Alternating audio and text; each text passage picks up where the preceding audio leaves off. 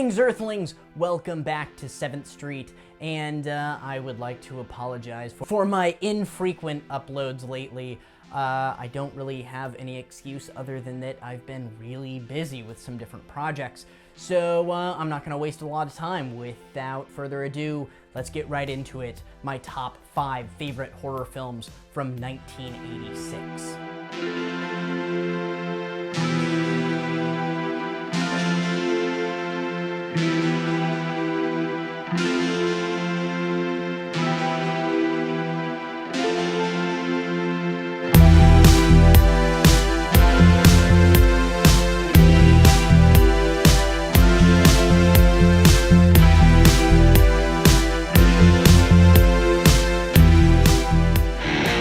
Number 5, House. Sandy.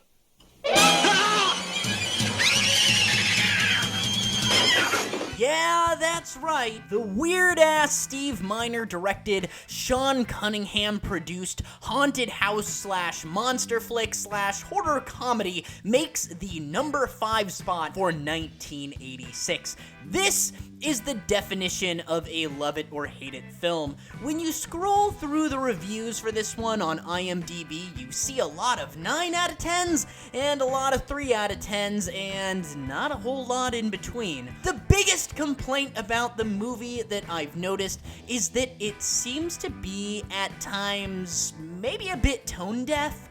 It goes through ebbs and flows of trying to be scary and then trying to be funny, and it appears to really annoy some people out there.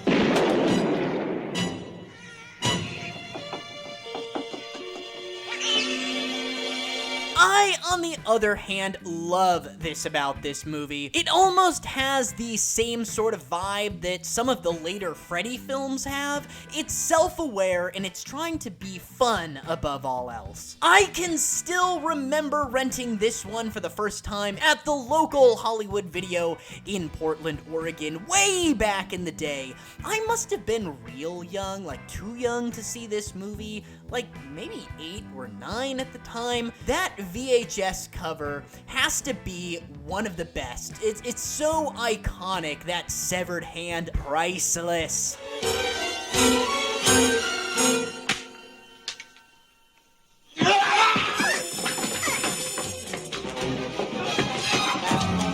What always stuck out to me about this movie was its killer opening. It's been one of my favorite horror film openers for a very long time, and even inspired the pre-title sequence to a movie that I made a few years back called If These Walls Could Talk, which I might add is free to watch on YouTube. It's a feature film, so check it out. The movie stars William Katt as Roger Cobb, a man who grew up in his aunt's haunted house. Roger then went off to war and saw some pretty horrible things during his time in Vietnam, and then when he got back and started his career as a writer, his son disappeared at the same haunted house of his aunt's, and if that wasn't enough, then his wife leaves him. Oh, yeah, and then his aunt hangs herself in the haunted house. So yeah, bad things have happened in that home, and obviously, you know, that means you should totally move back in there and live by yourself while you're trying to write your next novel. The movie is mostly goofy rubber monsters showing up to haunt Roger, and then finally he discovers that a dead soldier from his past is responsible for all of this and has been like sort of holding his son hostage in this trans-dimensional portal where it's zombie Vietnam all the time. Yeah, check this one out, dude. This house knows everything about you. Leave while you can. No! Number 4, Night of the Creeps. I got good news and bad news, girls. The good news is your dates are here. What's the bad news? They're dead. I shouldn't even have to defend this one very much. Most fans of the genre probably agree with me here. I'm actually a little disappointed that this one isn't higher on my list. I mean, if this was like 10 years ago, it most definitely would have been. I saw this one when I was like maybe 10 years old, late one night on television, but it wasn't until I was about 18 that I rediscovered this movie and fell head over heels for it. Night of the Creeps is a brilliant cult classic horror comedy made by some people who truly have strong affection for the genre. Oh god, I really don't know how to describe this movie in such a short format. In the 1950s, an alien ship passing over the planet Earth accidentally drops a brain parasite onto a small town that infects a young couple while, at makeout point or something. Years later, a couple of loser frat pledges accidentally stumble upon a lab where the corpses are cryogenically frozen, containing the parasites and keeping them away from the general public. The two boys unfreeze the bodies, releasing the slugs and creating a zombie slug epidemic. It's Miller time. With the help of the greatest character actor of the 1980s, Tom Atkins, and the two frat boys, it's up to them to save the town from the Walking Dead. Night of the Creeps is one of the better horror comedies of the 1980s. The script is clever, paying homage to everything from 1950s sci-fi horror to the zombie craze started by George Romero to 80s slasher movies and even John Hughes at times. But Night of the Creeps isn't just comedy. The serious horror aspects in Night of the Creeps are extremely well done. The film is suspenseful and the special effects are really good. And there's plenty to enjoy here for horror fans. Director and writer Fred Dekker, who unfortunately has had a short career as a director in this industry, wrote Night of the Creeps in 7 days. He told himself that if he did not get to the end of the script by his self-imposed deadline, the whole thing would go in the garbage. Thank God for keeping deadlines.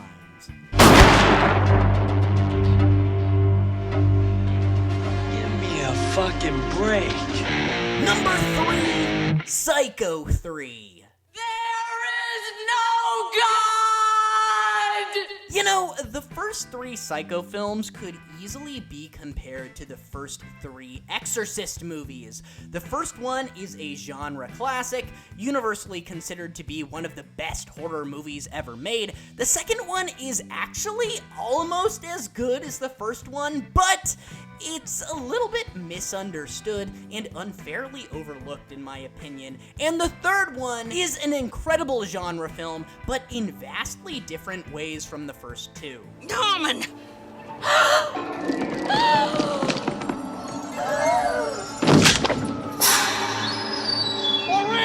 The beginning of the movie introduces us to Maureen, a suicidal nun who flees her convent after a failed suicide attempt, which in clever homage to Alfred Hitchcock's Vertigo, we see a nun fall to her death from a bell tower. Maureen is picked up along the highway by a sleazy drifter played by the incredible Jeff Fahey, where the two end up at the Bates Motel, where Anthony Perkins is up to his old shenanigans. I guess I did leave the bathroom a mess. I've seen it worse. There is a real moment of genius in this film where Mother comes to Maureen's room to kill her in the shower, as she does, but when she snaps the shower curtain back, we find Maureen in the bathtub full of red water with her wrists slashed. Ironically, the intended murder becomes a rescue from suicide, and our disturbed, psychotic Norman Bates becomes both hero and villain for the rest of the film. Psycho 3 is directed by Anthony Perkins, who played Norman Bates in all 4 Psycho films. Perkins gives out many Hitchcockian images, that are more of an homage than anything else. Psycho 3 is incredible. I mean, all the Psycho movies are incredible. And since this YouTube series ends at 1989, we will not get to Psycho 4, the beginning. So let me just say this now. Psycho 4 is actually my second favorite in the entire franchise. All of these movies are great. Check them all out. Stupid bitch! You could have been coming instead of going. Number 2, The Fly. No. Be afraid. Be very afraid. A lot of science fiction films are big on ideas and special effects, but weak on coherence and character development. That is not the case with David Cronenberg's remake of the 50s monster classic, The Fly.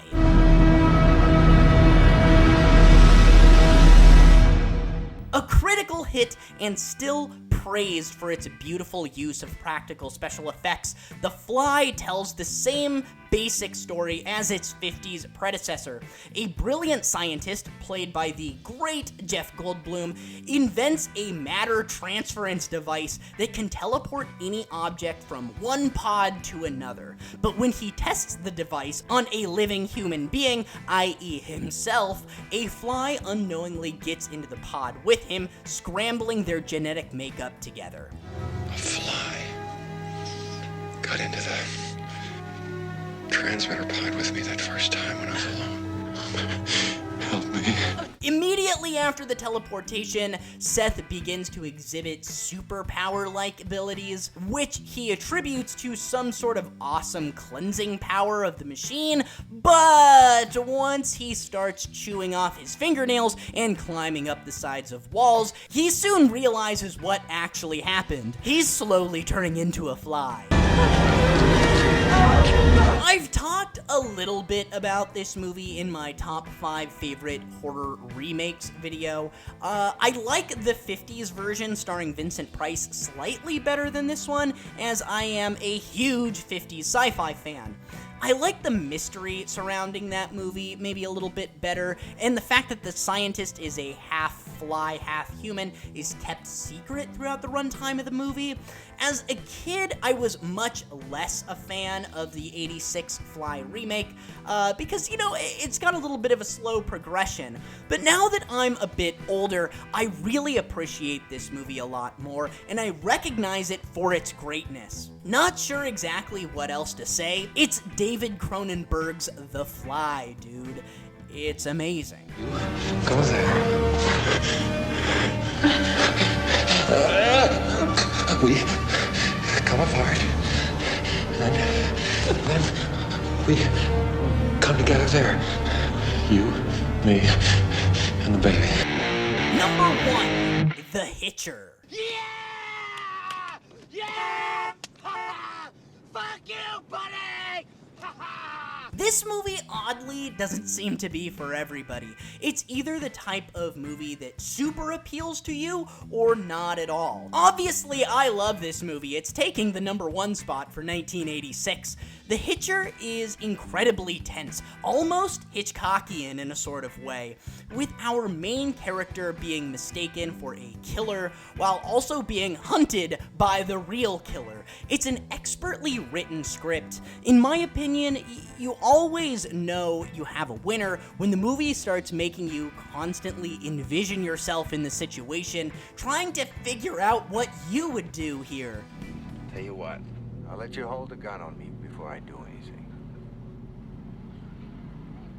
They'll catch you. Yeah, sure. So what? The Hitcher tells the story of an ordinary young man who is taking his friend's car across the country through the empty, deserted roads of America. He is very tired and almost collides with a huge truck at one point, and then notices a figure standing by the side of the road raising his thumb. Our youngster unwisely picks up the hitchhiker, and then the incredible surrealistic nightmare begins, starring Rutger Hauer as the Hitcher that butchers his way through children, cops, and the main character's girlfriend just to get at him.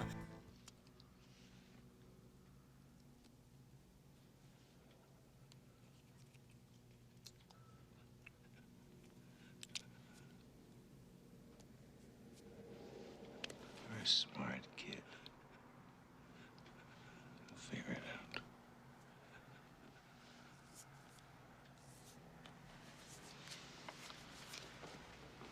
The film is beautifully shot, and it's real easy to see that director Robert Harmon was a cinematographer before his directing debut. The camera flows and moves so smoothly and gently that the atmosphere is guaranteed to last you throughout the entire runtime of the film. There is really no point in my describing the greatness of these scenes to you, because the whole movie is really just that great. Honestly, if you ask me, it's one of the best thrillers of all time, and truly a terrifying concept.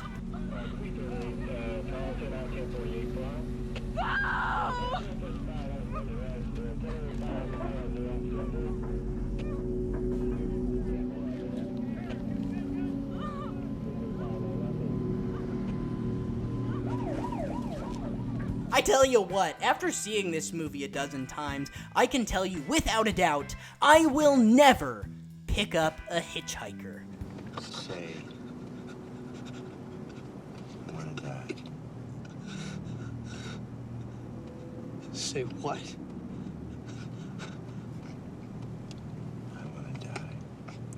Well, that's it, guys. That was my top 5 favorite horror films from the year 1986. I promise I will get out the 1987 episode as soon as I can. Like I said, I've been pretty busy. But go ahead and like and subscribe to the channel if you like this comment, or if you like this content and you would want to see more. Until next time, guys. We're not your fraternity types.